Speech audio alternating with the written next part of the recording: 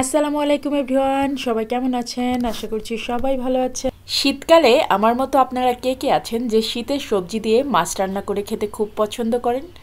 যেমন আমি কাঁচা টমেটো, আলু, শিম দিয়ে, আলু দিয়ে, রুই মাছের ঝোল, বিভিন্ন ধরনের বড় বড় মাছ এভাবে রান্না করে থাকি। আর এটা খেতেও কিন্তু খুব মজা হয়। কাঁচা টমেটো কিন্তু খুব বেশি দিন থাকে না, তো কাঁচা টমেটো থাকতে থাকতে কাঁচা টমেটোর তরকারিগুলো কিন্তু খাওয়া উচিত। আর আজকের তরকারিটা ভীষণ টেস্টি, গরম ভাতের সাথে এরকম তরকারি হলে আর কিছুই লাগে না। তো চলুন শুরু করি আজকের ভিডিওটা।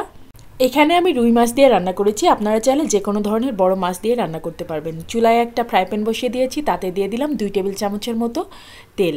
আর এখন এর মধ্যে মাছগুলোকে আমি ভেজে নেব। মাছ ভাজতে খুব বেশি তেলের প্রয়োজন নেই, এরকম অল্প একটু তেলেই কিন্তু মাছগুলো ভাজি করে নেওয়া যাবে। আর মাছ কিন্তু খুব বেশি কড়া করে ভাজা যাবে না। মাছগুলো আমি আগে থেকে লবণ হলুদ দিয়ে মাখিয়ে রেখেছিলাম, শুধু লবণ আর একটু হলুদ।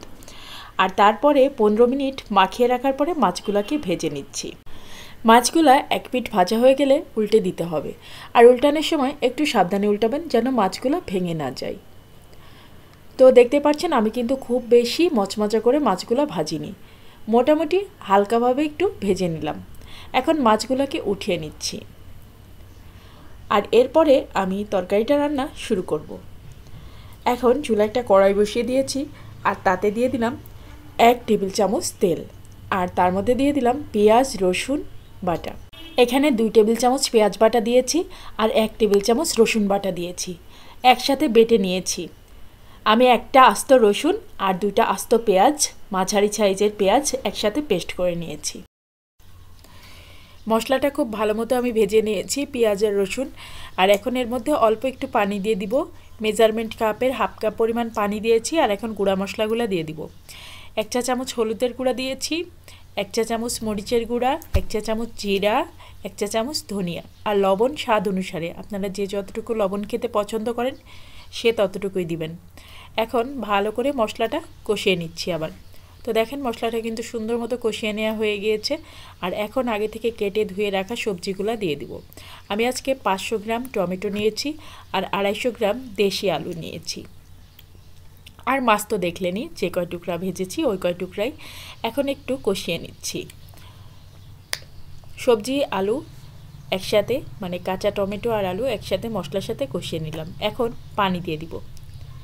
তো এখানে আপনি ঝোল যতটুকু রাখবেন সে অনুসারে পানি দিবেন। টমেটো থেকেও কিন্তু পানি ছাড়বে। তো মাছ ভাজির যে তেলটা ছিল সেটা ধুয়ে আমি পানিটা দিয়ে দিলাম।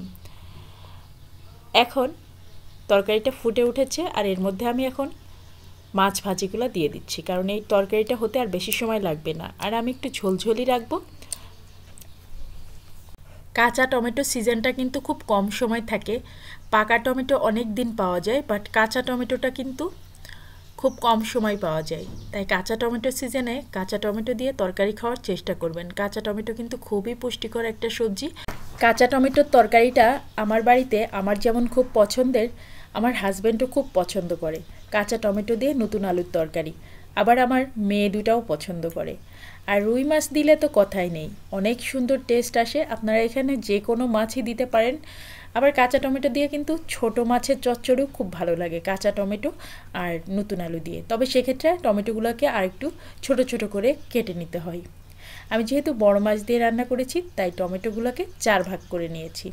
প্রতিটা মৌসুমেই আমাদের দেশে বিভিন্ন রকম সবজি এবং ফল উঠে, তো সেগুলো অবশ্যই খাবেন। যখন যেটা উঠে তখন সেটা আসলে আমাদের দেহের জন্য দরকার।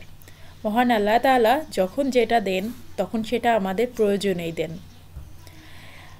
শীতের সবজিগুলো খেতে আমি খুব পছন্দ করি, প্রতিটা সবজি আমার পছন্দ। শীতের একটা সবজি নেই যে ওই সবজিটা আমি পছন্দ করি না বা খাই না, প্রতিটা সবজি খাই। আর এই শীতকালে যেহেতু বিভিন্ন রকম সবজি পাওয়া যায়, বিভিন্ন কালারের সবজি পাওয়া যায়, তাই শীতকালে বেশি বেশি সবজি খাবেন। আর বাচ্চাদেরকেও সবজি খাওয়ার প্রতি আগ্রহী করে তুলবেন। বাচ্চাদেরকেও বোঝাবেন যে সবজি আমাদের দেহের জন্য খুবই জরুরি, খুবই উপকারী। আমার আজকের ভিডিওটা যাদের ভালো লেগেছে তারা অবশ্যই চ্যানেলটা সাবস্ক্রাইব করে দিয়ে যাবেন। পাশে থাকা বেল আইকনে একটা প্রেস করে দিবেন। এতে করে আমি যে কোনো ভিডিও দিলে তার নোটিফিকেশন আপনার কাছে পৌঁছে যাবে, আর সহজে আপনি আমার নতুন ভিডিওটা দেখে নিতে পারবেন। আর যারা অলরেডি আমার চ্যানেলটা সাবস্ক্রাইব করেছেন তাদেরকে অসংখ্য অসংখ্য ধন্যবাদ জানাচ্ছি চ্যানেলটা সাবস্ক্রাইব করে চ্যানেলের সঙ্গেই থাকার জন্য। আপনারা যারা আমার ফেসবুক পেজ থেকে দেখছেন ভিডিওটা, তারা পেজটাকে ফলো দিয়ে দিবেন এবং ভিডিওটাতে একটা লাইক দিয়ে দিবেন। এতে করে আমি যে কোনো ভিডিও দিলে তার নোটিফিকেশন আপনার কাছে পৌঁছে যাবে আর সহজে আপনি আমার নতুন ভিডিওটা দেখে নিতে পারবেন। আর যারা ফলো করে রেখেছেন আমার পেজটা, তাদেরকে অনেক অনেক ধন্যবাদ জানাচ্ছি। তো আজকের মতো ভিডিওটা শেষ করব। সবাই ভালো থাকবেন, সুস্থ থাকবেন, নিরাপদে থাকবেন। বেশি বেশি ঘরে তৈরি খাবার খাওয়ার চেষ্টা করবেন, বাইরের খাবার কম খাওয়ার চেষ্টা করবেন। ইনশাআল্লাহ আল্লাহ বাঁচায় রাখলে পরের ভিডিওতে আবার আপনাদের সাথে দেখা হবে, কথা হবে। এখনকার মতো ভিডিওটা শেষ করছি। আল্লাহ হাফেজ।